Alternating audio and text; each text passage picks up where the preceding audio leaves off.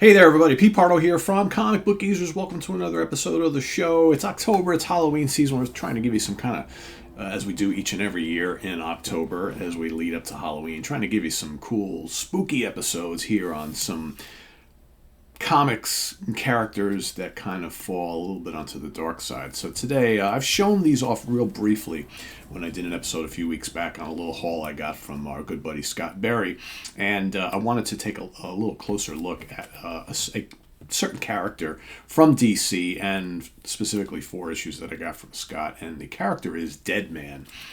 Now, of course, Deadman debuted in Strange Adventures in DC Comics in 1966, I believe, and he had a nice little run in Strange Adventures from issue 205 through 216. That would basically set up the whole premise of Deadman, who of course is Boston Brand, who was a kind of like one of those high-flying acrobat guys, and his whole shtick was, my name is Boston Brand, but when I do my high wire act, I wear the costume and I put on some white corpse paint, and that's how I do the act. Well, he gets murdered, and then of course he comes back as the character Deadman, and he's got these powers where he can actually, his kind of whole thing is to be able to go to find people who have been killed or murdered, and to be able to kind of go into their bodies, right, and be able to help solve the whole mystery of the killing and whatnot. And that's kind of like his purpose now in the afterlife, so to speak.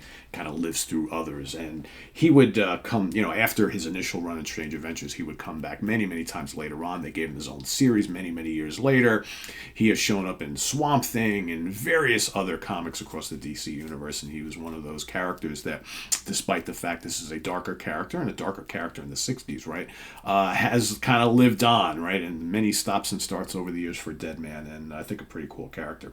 So what I wanted to show, I just wanted to kind of rip open one of these and take a little bit of look at some of these Deadman comics here. So that was issue number 207, sorry, so that was the second one in the run. Here we have issue 212. Okay, we also have issue 213. Don't Die, Tiny. And the second to last one, which is issue number 215. Okay, so, again, a lot of these early issues deal with him and his own murder, right? Now he's trying to kind of help solve the case with these new powers and whatnot. So let's take a look inside the first one here, which again is issue number 207. Very cool cover, right? And these are very notable because of the great writing and artwork. These are all Neil Adams, right? So let's take a little gander in here, shall we? What makes a corpse cry? So again, rather than go into all details on these, I just want to kind of show these off because these are very well crafted, very kind of creepy and lurid stories here.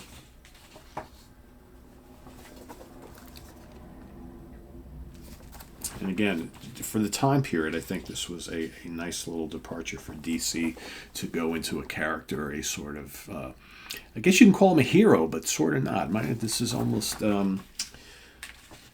DC at the time had, a lot of their comics were very, very lighthearted. So this is a little bit different.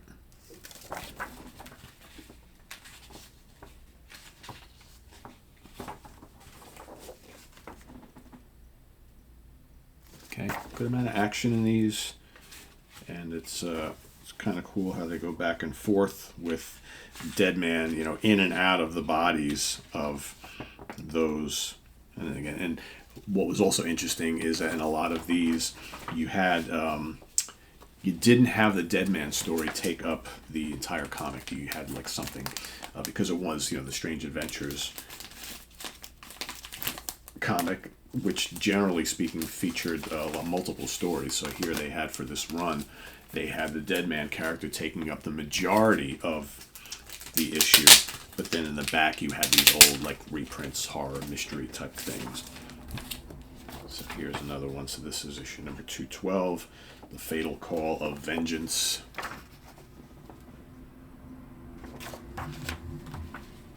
Some of you might be saying, well, isn't this character kind of similar to the Spectre? Well, maybe sort of, right?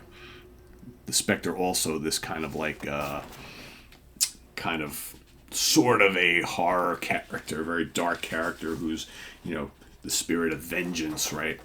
So there are similarities here, except I think we would be pretty safe to say that the Spectre character much more popular. So here we have, this is interesting because you have someone who's impersonating Boston Brand as if he never died, right? And so of course the real Boston Brand, otherwise known as Deadman, knows that there is an imposter here. Actually, he had a brother, right? That's kind of what this whole storyline is about. He had a brother who was also trying to figure out who killed his brother, right? So he goes and takes up the mantle. So here, great artwork, as you can imagine.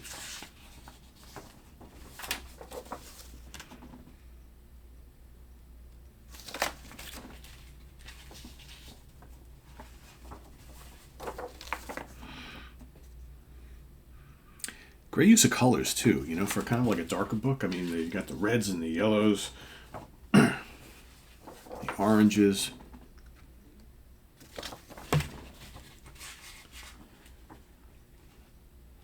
And what's interesting about these, normally for most comics at that first page or maybe the second, you get the full rundown of, who wrote, who drew, who inked, who colored, and whatnot. Who did the lettering. You get none of that in these. It's like when I first got these, I'm looking through, I'm like, why is none of these listed who works on each of these issues? Very, very strange. DC did that from time to time. Or Marvel was very clear. The first page, you get the whole laydown of everybody who worked on that issue, and it's not the case with these. So I'll open up, let's go to the last one here. I'll open up the last one. Again, just kind of flip through it a little bit. So for those of you who follow DC regularly, you're probably well aware of this character.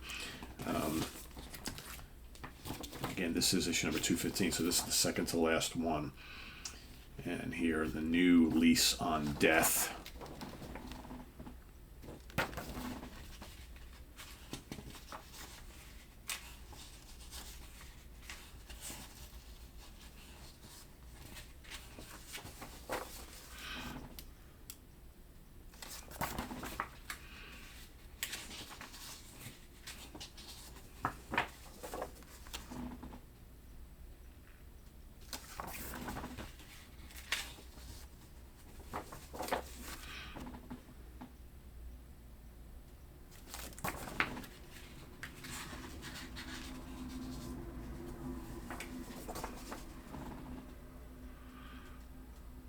It's interesting, I look at some of these images of Deadman, and it's like, well, give him like a green and yellow costume and put the little half mask over it. He almost looks like Iron Fist in a couple of these. And then, of course, you got, again, at the halfway point, you have the another storyline here, the Incredible Mutated Man, right? So most of these issues are two stories. You got the main Deadman story, and then something else. And then, cool, check this out. Aurora hobby kits. Actually, when I was a kid, I had him right there. The robot from Lost in Space. I had so many Aurora kits when I was a kid. So many of them. Oh, I was addicted to Aurora kits. Totally addicted. So, yeah. So that's just a quick little episode on the Deadman character featured in Strange Adventures from DC Comics in the mid-late 60s. I guess you can call it late 60s, right? So issue 205 through 216. I've got 4 of them, thanks to Scott. But I'd be curious to know how many of you folks watching have any of these, or maybe the complete run. Scott, I'm sure you have the complete run. But folks watching, let us know what you think of the Deadman character. Should they have used him more or less? Or I think they should have taken advantage of him a lot more back in the time, because he like kind of appeared here and then kind of disappeared for a little while and then had a resurgence, and he's had lots of stops and starts throughout. But I think a pretty cool and interesting character that, a little bit different from what we normally saw from DC. So yeah, he also showed up again in Jack Kirby's, I think, the Forever People, I think. He showed up in a few issues of that as well. So he kind of popped up from time to time, but not really a regular character for a bit.